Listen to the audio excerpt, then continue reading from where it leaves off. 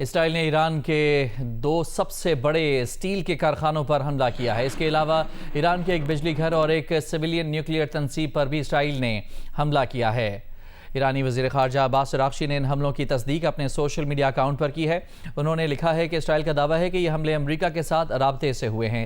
ایرانی وزیر خارجہ نے کہا کہ یہ حملے امریکی صدر ٹرمپ کے اس اعلان کی تردید ہیں جس میں انہوں نے کہا تھا کہ وہ سفارتکاری کو موقع دینے کی خاطر ایران کی توانائی تنصیبات پر حملے نہ کرنے کے اعلان میں مزید 5 دن توسیع کرتے ہیں۔ ایرانی وزیر خارجہ نے کہا کہ ایران اسرائیلی جرائم کی بھاری قیمت وصول کرے گا۔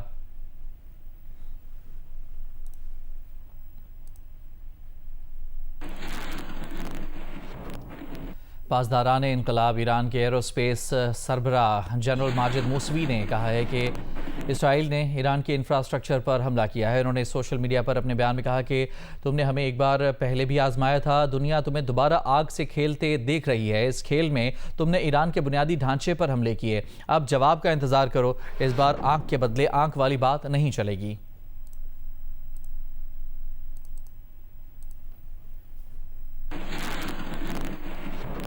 امریکی وزیر خارجہ مارکو روبیو نے کہا ہے کہ امریکہ ایران میں اپنے مقاصد زمینی افواج ایران بھجوائے بغیر بھی حاصل کر سکتا ہے اور ایران کے خلاف جنگ مہینوں نہیں بلکہ ہفتوں میں ختم ہو سکتی ہے۔ انہوں نے یہ بات سوشل میڈیا پر اپنے بیان میں کہی۔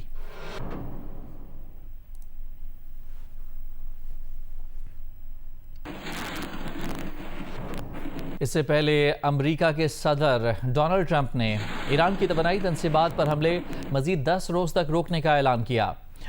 سماجی رابطے کی ویب سائٹ پر صدر ٹرمپ نے جاری بیان میں کہا کہ 6 اپریل سن 2026 تک وہ ایران کی توانائی تنصیبات پر حملے روک رہے ہیں اور دعویٰ کیا کہ وہ یہ اقدام ایران حکومت کی درخواست پر کر رہے ہیں۔ اس سے پہلے صدر ٹرمپ نے ان تنصیبات پر حملے 5 روز کے لیے روکنے کا اعلان کیا تھا جس کی مدت آج یعنی جمعے کو ختم ہونا تھی۔ صدر ٹرمپ نے کہا کہ ایران سے بات چیت جاری ہے اور فیک نیوز میڈیا کی جانب سے جاری خبروں کے برعکس یہ بات چیت عمدگی سے جاری ہے۔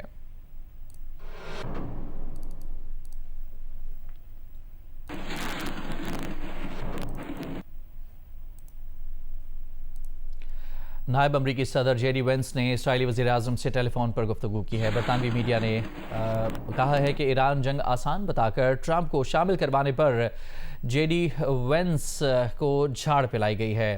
وینس نے الزام لگایا کہ نتن یاہو نے ایرانی رجیم تبدیلی کے امکانات پر حد سے زیادہ خوش فہمی دکھائی۔ ٹرمپ کو جو خواب دکھائے گئے تھے وہ پورے نہیں ہوئے۔ برطانوی میڈیا کے مطابق نتن یاہو نے ٹرمپ کو یقین دلایا تھا کہ ایران جنگ اور رجیم چینج آسان ہوگی۔ امریکی نائب صدر اسرائیلی وزیر اعظم کے دعووں کی حقیقت سے واقف تھے۔ جے ڈی وینس ایران جنگ کو ختم کرنے کے لیے مذاکرات کی قیادت کر رہے ہیں۔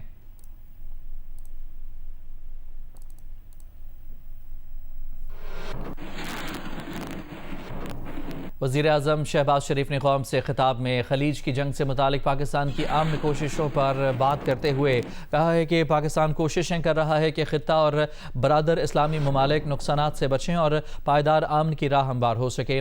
پاکستان کی سفارتی کوششیں محض ایک بین الاقوامی سفارتی ذمہ داری نہیں بلکہ اللہ کی رضا اور امت مسلمہ کے بہترین مفاد میں ہیں۔ وزیر اعظم نے بتایا کہ انہوں نے متعدد مرتبہ ایران اور خلیجی ملکوں کے سربراہان سے بات کی ہے۔ نائب وزیر اعظم اور وزیر خارجہ اسحاق ڈار بھی ان کاوشوں میں مصروف ہیں جبکہ army chief field marshal Asim Munir ان امن کوششوں میں کلیدی کردار ادا کر رہے ہیں۔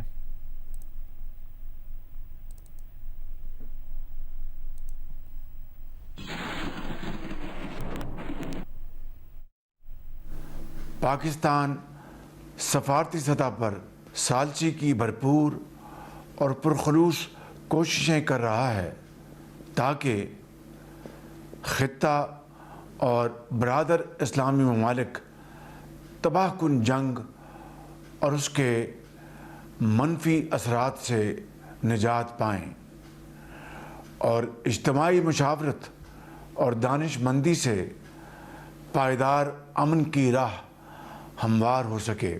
میرے بھائیوں اور بہنوں، پاکستان کی سفارتی کوششیں محض ایک بین الاقوامی سفارتی ذمہ داری نہیں بلکہ خالصتاً اللہ تعالیٰ کی رضا اور امت مسلمہ کے بہترین مفاد کے لیے ہیں۔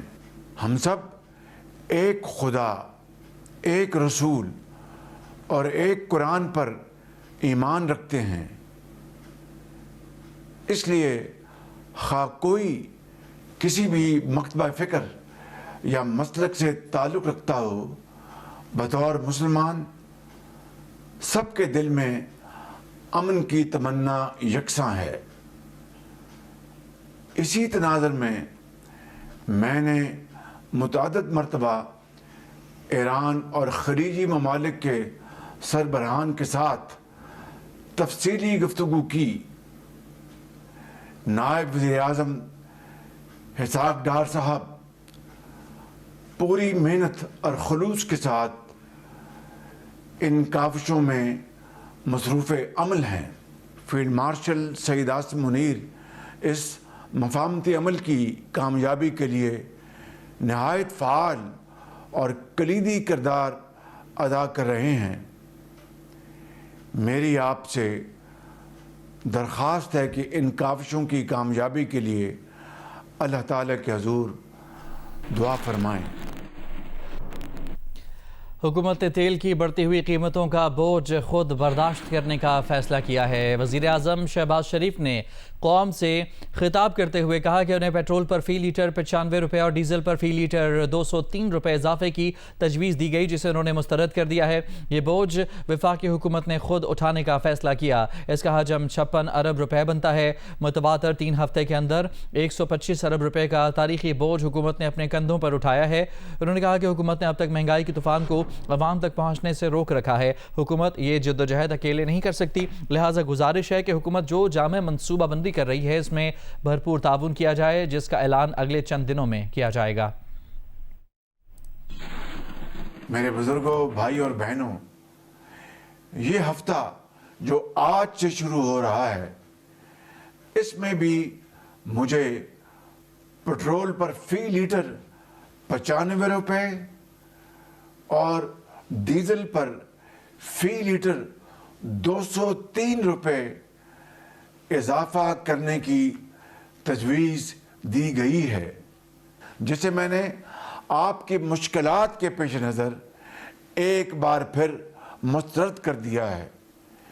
और ये बोझ वफाकी हुकूमत ने एक मरतबा फिर खुद उठाने का फ़ैसला किया है और इसका हुज्म 56 अरब रुपये बनता है। यानी इस हफ्ते में मज़ीद 56 अरब रुपये का इजाफी बोझ वफाकी हुकूमत ख़ुद बर्दाश्त करेगी और आपको ये बोझ नहीं उठाना पड़ेगा। मेरे बुज़ुर्गों, भाई और बहनों, आलमी मंडी में कीमतें देखी जाएं। आज के दिन पाकिस्तान में पेट्रोल की कीमत 544 रुपये फ़ी लीटर होनी चाहिए थी, लेकिन आप इसे सिर्फ 322 रुपये में हासिल कर रहे हैं। इसी तरह डीजल की कीमत भी आज के दिन पाकिस्तान में 790 रुपये फ़ी लीटर होनी चाहिए थी, लेकिन हुकूमत आपको डीजल सिर्फ 335 रुपये फ़ी लीटर फराहम कर रही है, ताकि आप पर मज़ीद बोझ ना पड़े और आपकी मुश्किलात में मज़ीद इजाफा ना हो। ईरान ने आबना हुर्मुज़ से 10 बहरी जहाज़ों को गुजरने की इजाज़त देने के बाद ईरान पर हमलावर मुल्कों के लिए आबना हुर्मुज़ एक बार फिर बंद कर दी है। ईरान ने ऐलान किया है कि अमेरिका, इसराइल और उनके इत्तेहादियों के लिए आबना हुर्मुज़ बंद कर दी गई है। पासदारान इनकलाब ने कहा है कि ईरान के दुश्मनों और उनके हामियों के बहरी जहाज़ आबना हुर्मुज़ में किसी जगह से नहीं गुजर सकते। पासदारान इनकलाब ने 3 मुख्तलिफ मुल्कों के बहरी जहाज़ों को भी वार्निंग देकर वापस भेज दिया। पासदारान इनकलाब ने कहा है कि वार्निंग के बावजूद आबना हुर्मुज़ से गुजरने वाले बहरी जहाज़ों को सख्त इक़दामात का सामना करना पड़ेगा। इससे पहले ईरानी वज़ीर ख़ारजा अब्बास अराग़ची ने बताया था कि ईरान अब तक चीन, रूस, पाकिस्तान, इराक़ और भारत के जहाज़ों को गुजरने की इजाज़त दे चुका है। आबना हुर्मुज़ दोस्तों के लिए नहीं बल्कि दुश्मनों के लिए बंद है।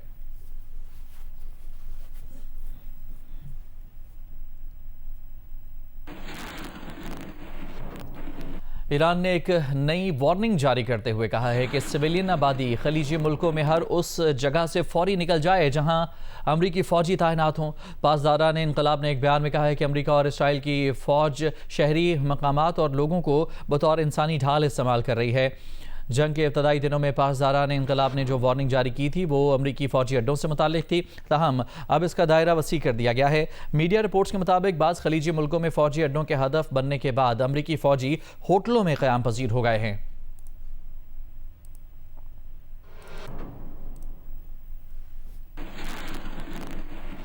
جرمنی نے واضح کیا ہے کہ وہ آبنائے ہرمز سے اپنی بحری آمد و رفت کے لیے ایران کے ساتھ کسی براہ راست معاہدے کی کوشش نہیں کر رہا۔ جرمن حکومت کے ترجمان کے مطابق چین اور بھارت نے اپنے جہازوں کی گزرگاہ کے لیے ایران کے ساتھ براہ راست انتظامات کیے ہیں، تاہم جرمنی اس نوعیت کے کسی بھی معاہدے پر کام نہیں کر رہا۔ انہوں نے کہا کہ موجودہ صورتحال میں جرمنی انتظار کر رہا ہے کہ خطے میں فوجی کشیدگی کم ہو اور جہاز رانی معمول پر آ سکے۔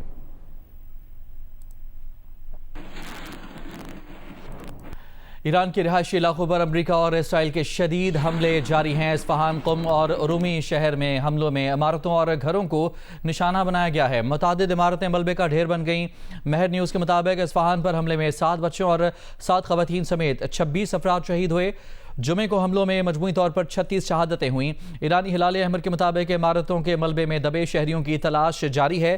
اسرائیل نے ایران کے شہر یزدان میں میزائل اور سمندری بارودی سرنگوں کی تیل کے مراکز کو نشانہ بنانے کا بھی دعویٰ کیا۔ ایرانی حکام کے مطابق جنگ کے آغاز سے اب تک کم از کم 1937 افراد شہید ہوئے، 250 طلبہ اور اساتذہ بھی جان سے گئے۔ حملوں میں 723 تعلیمی اور ثقافتی مراکز کو نقصان پہنچا۔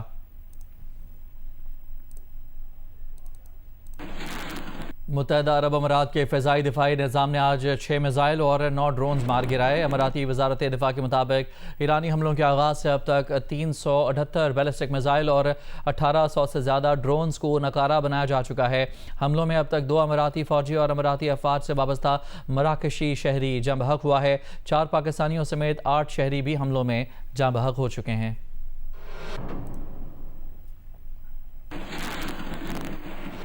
آبنائے ہرمز کی بندش سے عالمی تیل منڈی پر دباؤ برقرار ہے۔ برینٹ آئل کی قیمت مزید اضافے کے بعد $112 فی بیرل تک جا پہنچی۔ بحیرہ بالٹک میں روسی تیل بندرگاہ پر یوکرین کے حملے نے تیل کا ایک اور راستہ بند ہونے کا خدشہ پیدا کر دیا۔ سمندر کے راستے روسی تیل کی 40% برآمد بھی معطل ہو گئی۔ یوکرین نے آبنائے باسفورس کے قریب ترکی کے سمندر کی حدود میں تیل لے جانے والے ایک ترک بحری جہاز پر بھی حملہ کیا۔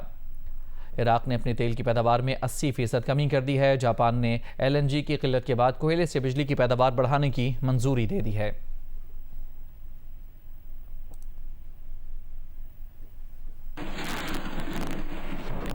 مشرق وسطیٰ کے بحران کی وجہ سے کراچی بندرگاہ شپنگ کے لیے توجہ کا مرکز بن گئی۔ کراچی پورٹ نے رواں ماہ کے صرف 24 دنوں میں گزشتہ پورے سال کی ٹرانس شپمنٹ سے زائد ٹرانس شپمنٹ کنٹینرز ہینڈل کیے۔ دیکھیے علی عمران سید کی رپورٹ۔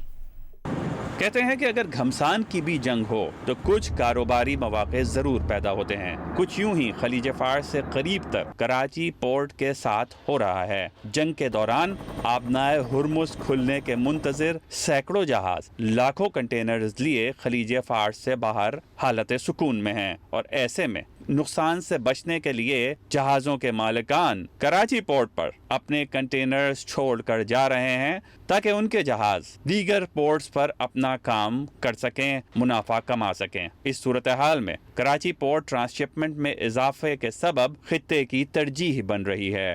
2025 میں ٹرانسشپمنٹ کے ہم نے 8300 TUs کیے تھے، لیکن اللہ تبارک تعالیٰ کے فضل سے اب 24 ڈیز میں ہم نے اس ریکارڈ کو بیٹ کیا جو ایک سال میں تھا۔ ہم نے اس دفعہ 24 ڈیز میں 8313 TUs ٹرانسشپمنٹ کے کیے۔ میں سمجھتا ہوں کہ خطے کی صورتحال پہ پریشر آیا، لیکن اس میں سب سے بڑا ہاتھ ہماری پورٹس کی مینجمنٹ کا ہے، پورٹس کے ہمارے سٹاف کا بھی ہے، جنہوں نے بہترین حکمت عملی اپناتے ہوئے اس پورے پریشر کو لیا اور اسے بہترین طریقے سے مینج کیا اور دنیا کو پروو کیا کہ پاکستان میں کیپیسٹی ہے اور پاکستان کیپیبل ہے کہ اس طرح کے حالات ہوں تو ہم ایک بہترین جو ہے ٹرانسشپمنٹ کی ہب بن۔ कराची बंदरगाह पर कंटेनर्स रख कर जहाज़ों की आमद का सिलसिला जोर पकड़ रहा है। गुज़श्ता पूरे साल ट्रांसशिपमेंट के 8,300 कंटेनर्स कराची पोर्ट पर हैंडल हुए, जबकि मार्च में सिर्फ 24 दिन के दौरान कराची बंदरगाह पर कंटेनर हैंडलिंग 8,313 रही। सिर्फ कराची बंदरगाह ही नहीं बल्कि पोर्ट कासिम पर भी एक जहाज से सैकड़ों ट्रांसशिपमेंट कंटेनर्स हैंडल किए गए। माहिरीन के मुताबिक सिर्फ कराची बंदरगाह ही नहीं बल्कि पोर्ट कासिम और गवादर पोर्ट भी खलीज की अहम बंदरगाहों के मुकाबले में आ गई हैं। ट्रांसशिपमेंट के लिए आर्मी शिपिंग लाइंस के नोटिस में आ गई हैं। ईरान जंग के दौरान कारोबार मंदी होने की बाज़गश्त है, लेकिन पाकिस्तान के पोर्ट सेक्टर में कारोबारी सरगर्मी जोर पकड़ रही है। अली इमरान सैयद, जियो न्यूज़, कराची। अमरीकी और इसराइली बमबारी से तेहरान में ईरान के मशहूर ज़माना फिल्म साज और हिदायतकार मरहूम अब्बास कियारोस्तमी के घर को भी नुकसान पहुंचा है। ईरानी वज़ारत ख़ारजा के तर्जुमान इस्माइल बक़ाई ने बताया है कि इसराइली बमबारी से ईरान में सकाफ़ती विरसे को भी नुकसान पहुंचा है। अब्बास कियारोस्तमी दुनिया में ईरान के मशहूर तरीन हिदायतकार थे, जिनकी फ़िल्म तामे गिलास या टेस्ट ऑफ चेरी को फ्रांस का बड़ा फिल्मी एजाज़ पामे दूर भी मिला। उनकी एक फ़िल्म का नाम है खानाए दोस्त को जौस्त। बमबारी में उनके घर को नुकसान पहुंचने के बाद सोशल मीडिया पर उनकी फ़िल्म का नाम दोबारा पोस्ट करके पूछा जा रहा है कि दोस्त का घर कहाँ है। ईरानी शहर इस्फहान में चहल सुतून महल, गुलिस्तान महल और दूसरी सकाफ़ती इमारतें भी इसराइली और अमरीकी बमबारी से शदीद मुतासिर हुई हैं, जिन्हें यूनेस्को ने भी सकाफ़ती विरसा करार दिया था।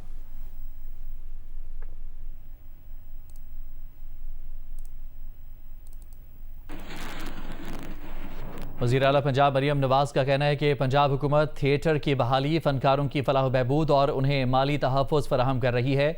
मुस्तहिक़ और ज़रूरतमंद फ़नकारों के लिए आर्टिस्ट सपोर्ट फ़ंड का क़याम भी अमल में लाया गया है। थिएटर के आलमी दिन पर पैगाम में वज़ीर आला पंजाब का कहना था कि इस दिन का मकसद थिएटर की अहमियत, फ़नी खिदमात और लाइव परफॉर्मेंस के ज़रिए समाजी तब्दीलियों को उजागर करना है।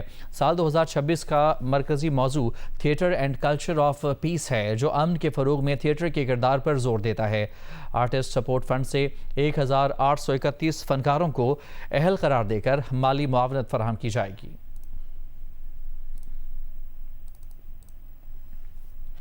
भारत में कश्मीरी ख़वातीन रहनुमा आसिया इंदराबी, फहमीदा और नाहिदा नसरीन को दी गई सज़ाओं के खिलाफ मुज़फ़्फ़राबाद में ऑल पार्टीज़ हुर्रियत कॉन्फ्रेंस की जानिब से एहतजाजी रैली निकाली गई। मुज़फ़्फ़राबाद के आज़ादी चौक से निकाली गई रैली में कश्मीरी ख़वातीन समेत मुज़ाहिरीन की बड़ी तादाद शरीक हुई। रैली के शुरका ने घड़ीपन चौक पर एहतजाजी जलसा भी किया। मुक़र्ररीन का कहना था कि आसिया इंदराबी का मुकदमा आलमी अदालत इंसाफ में दायर किया जाए। पाकिस्तान दुनिया में एक इंतहाई मुस्बत किरदार के साथ उभरा है, इसे अपने असर व रसूख को कश्मीरियों के हक़ खुद इरादियत मुहैया करने के लिए इस्तेमाल करे। ऑल पार्टीज़ हुर्रियत कॉन्फ्रेंस के रहनुमा गुलाम मोहम्मद सफ़ी ने कहा कि पाकिस्तान दुनिया में एक बाअसर ताकत बन चुका है। फील्ड मार्शल और वज़ीर आज़म को चाहिए कि वो कश्मीरियों का केस भी बैनुल अक़वामी सतह पर दोबारा पेश करें।